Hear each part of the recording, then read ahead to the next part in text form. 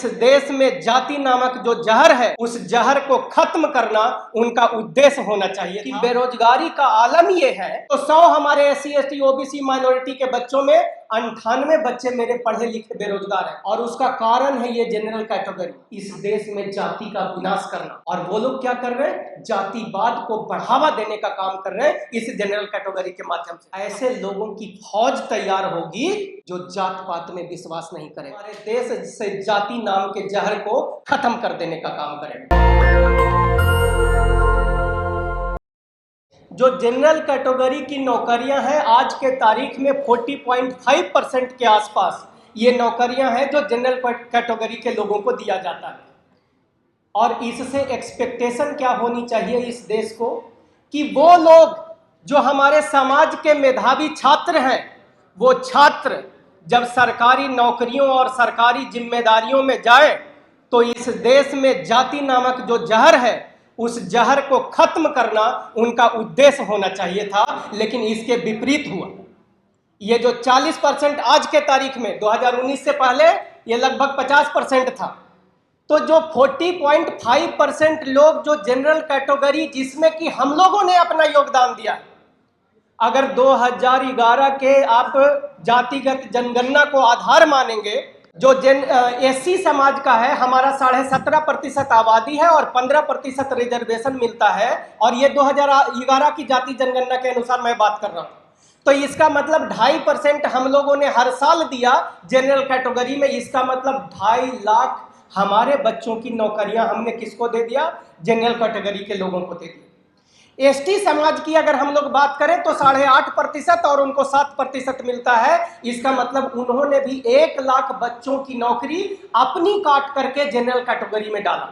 अगर OBC समाज की बात हम करें और बिहार की जाति जनगणना को हम लोग आधार मानते हैं तो OBC की आबादी लगभग 63% है। इसका और उनको आरक्षण मिलता है महज 27%। इसका मतलब ये हुआ कि लगभग 35%, ऊपर नीचे 1-8% आप समझ रहे हो, लगभग 35% OBC समाज के लोग जनरल कैटेगरी में, यानी 35 लाख बच्चों की अपने पेट काट के हम लोग जनरल पूल में डाल रहे हैं। और यहां एक कैटेगरी और बनाया गया 2019 में, जिसको आप लोग कहते हो EWS कैटेगरी, और वो है किसके लिए, सवर्णों के लिए। और सवर्ण का कितना है जनसंख्या, 10%। उनको आरक्षण कितना मिल रहा है, 10%, यानी जितना उनका था वो सारा वो ले गए। और जनरल कैटेगरी में जिसमें सबसे ज्यादा हम लोगों ने अपना योगदान दिया, उसका भी 90% सीटें सिर्फ सवर्ण लोग लेकर के जा रहे हैं, और हम लोग अपने बच्चों को बेरोजगार बनाते जा रहे हैं, और इस पे हम चर्चा तक नहीं कर रहे हैं। ये बात समझ में आई आप लोगों को, ये कितना महत्वपूर्ण है। आज अगर SC ST OBC, जब मैं अपने विधानसभा में घूमता हूं, गलियों में झुग्गियों में जाता हूं, अपने SC ST कैटेगरी के घरों में जब घूमता हूं और वहां जाकर के देखता हूं तो 100 हमारे SC ST OBC माइनॉरिटी के बच्चों में 98 बच्चे मेरे पढ़े लिखे बेरोजगार हैं। मैं बात गलत बोल रहा हूं या सही बोल रहा हूं? और उसका कारण है ये जनरल कैटेगरी। अब जनरल कैटेगरी में क्या है कि वो चंद जो 3.5% ब्राह्मण जाति के लोग हैं, उस जनरल कैटेगरी का 90% सीटें वो कब्जा कर रहे हैं अपने व्यवस्थाओं से, अपने संसाधनों से, अपने मंत्री के माध्यम से, अपने डायरेक्टर और चेयरमैन के माध्यम से, अपने यूनिवर्सिटी में वाइस चांसलर के माध्यम से।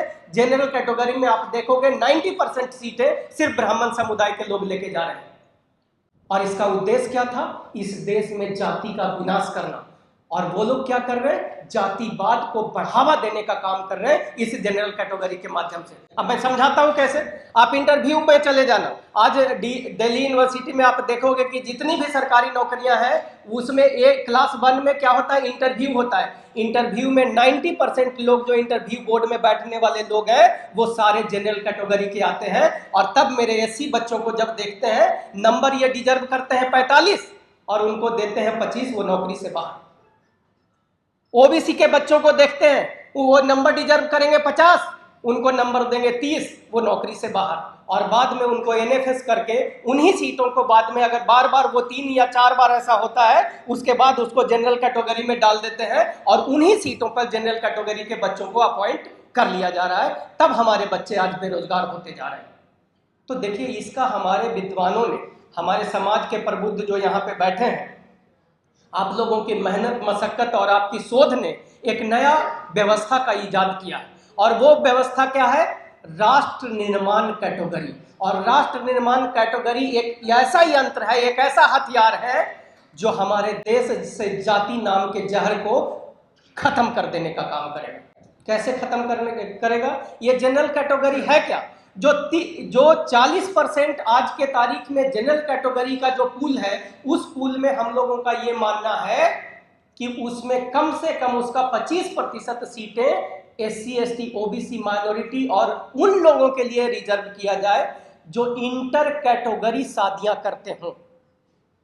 ये बात समझ में? कोई SC का बच्चा कोई OBC से शादी कर ले तो उसको माना जाएगा राष्ट्र निर्माण कैटेगरी का वो हिस्सा होगा। और जब आने वाले समय में नौकरियां निकलेगी तो इस बच्चे को आरक्षण या रिजर्वेशन दिया जाएगा और उसको उसके आधार पर नौकरी दी जाएगी। एक इकोनॉमिक्स का एक थ्योरी है और फंडामेंटल जो है, जो कहता है कि incentive attracts human beings, people. लोगों को अगर इंसेंटिव दोगे तो उसको वो अट्रैक्ट करता है। अब मैं आपको बताता हूं कि सरकारी नौकरियों की मैं बात क्यों कर रहा हूं। आपको जब 7th पे कमीशन को देखोगे तो उसके अनुसार ये बात पता चल गया कि इस देश में लगभग 32 लाख लोग जो हैं वो सरकारी नौकरी सेंट्रल गवर्नमेंट में करते हैं। ये 7th पे कमीशन का रिपोर्ट है, ये मैं नहीं कर रहा हूं, ये डाटा परफेक्ट है, आप लोग बाद में चेक कर सकते हैं। उसके बाद मैं आपको बताता हूं बिहार की जाति जनगणना को अगर आप लोग आधार मानेंगे तो बिहार में लगभग 20 लाख के आसपास स्टेट गवर्नमेंट के एम्प्लॉय हैं। और बिहार जैसे भारत में लगभग 20 ऐसे स्टेट हैं जहां की लगभग 20 लाख के आसपास व्यक्ति है जो सरकारी नौकरी करता है स्टेट गवर्नमेंट में। यानी मिला जुला के 4 करोड़ आपका स्टेट गवर्नमेंट में हो गया, 32 लाख ये हो गया, यानी टोटल नौकरियां 4 करोड़ 32 लाख हो गया। और 4 करोड़ 32 लाख में अगर एक व्यक्ति की उम्र मान लो 30 साल नौकरी करने का है तो एक साल में लगभग 14 लाख लोग जो है सरकारी नौकरियों से सेवानिवृत्त होते हैं। और जब सेवानिवृत्त होते हैं इसका मतलब उतने लोग अपॉइंट भी होते हैं। तब हम कह रहे हैं कि वो 14 लाख में अगर 25% लोगों को हम लोग राष्ट्र निर्माण कैटेगरी से अगर हम लोग अपॉइंट करना शुरू कर देते हैं, इसका मतलब लगभग 25% 14 का कितना हो गया? 3.5 लाख। और आज के तारीख में बेरोजगारी का ये आलम है। मैं कल सुन रहा था एक माननीय जातिवादी सांसद से, वो लोकसभा में बता रहे थे कि बेरोजगारी का आलम ये है कि अभी D ग्रेड की नौकरियां निकली थी लगभग 60,000 रेलवे में, और उस 60,000 नौकरियों को फिल करने के लिए 2.5 करोड़ बच्चों ने हमारे अप्लाई किए।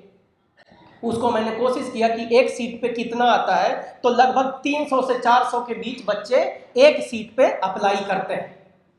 इसका मतलब अगर 25% जिसको कि हम लोग कह रहे हैं कि जो राष्ट्र निर्माण कैटेगरी से आएगा, तो आप समझना कि एक कितना बड़ा फौज होगा जो जाति जहर को खत्म करने का काम करेगा।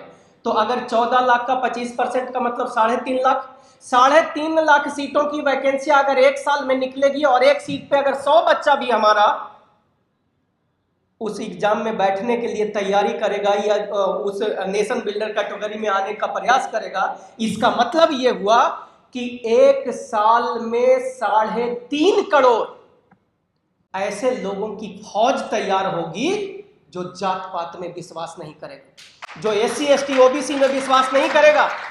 उसको वो किस बात में विश्वास करेगा कि भाई, और जो जैसे अभी मेरे एक भाई मुझसे पूछ रहे थे कि वो बाप माई अलाउ करेगा क्या इस तरह के शादी को, तो तब मैंने आपको यहाँ पे बता दिया कि ये जो थ्योरी है कि इंसेंटिव जो है लोगों को प्रभावित करता है। और आप लोगों को मैं बता दूं कि सबसे पहले वो माँ बाप अपने बच्चों को विजातीय शादी या गैर कैटेगरी में शादी करने के लिए प्रेरित करेंगे कि बेटा शादी कर ले, तो कम से कम या तो तुम्हारी चाहे तुम्हारी बहू को नौकरी मिल जाएगी तो हमारा परिवार बढ़िया चल जाएगा।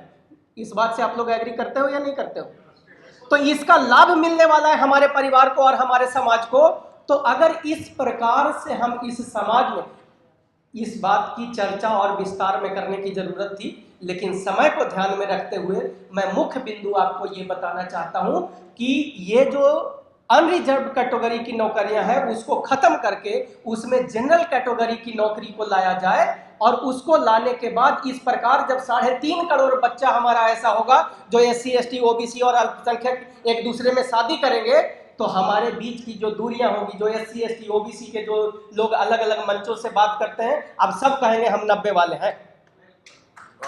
और तब मैं डायमंड परिवार से बिलोंग करता हूं। अब SC ST OBC को हम लोग SC ST OBC नहीं कहते हैं, हम डायमंड कहते हैं। हमने कहा ठीक है, तो ये नेशन बिल्डर कैटेगरी को आप लोग ध्यान में रखिए। और हमारे प्रबुद्ध यहाँ सब बैठे हुए हैं, ताकतवर लोग हैं, ज्ञानी लोग हैं। अगर आप लोग इस बात की चर्चा करोगे, बस एक बात और मैं कह देना चाहता हूं कि यहाँ पे जितने मेरे भाई बैठे हैं और मेरी बहनें, मेरी माताएं जो आई हैं, आप अपने लैंग्वेज में जो टूटा फूटा शब्द में वीडियो बना सकते हो, आप लोग बनाओ और YouTube, फेसबुक और इंस्टाग्राम पे इन मुद्दों पे डाला करो, ताकि आपके माध्यम से आपके समाज के लोग जागे, और तब ये संख्या करोड़ों में जाएगी, और तब ये आवाज सदन में भी उठेगा, और जब वहां उठेगा तो ये कानून का रूप लेगा। इन्हीं चंद शब्दों के साथ मैं अपनी वाणी को विराम देता हूं। धन्यवाद। जय भारत, जय संविधान। नेशनल दस्तक की आपसे गुजारिश है कि अगर इसको बचाना चाहते हैं तो नेशनल दस्तक को सब्सक्राइब करने के लिए रेड कलर के सब्सक्राइब बटन को दबाएं, फिर बेल आइकन की घंटी दबाएं।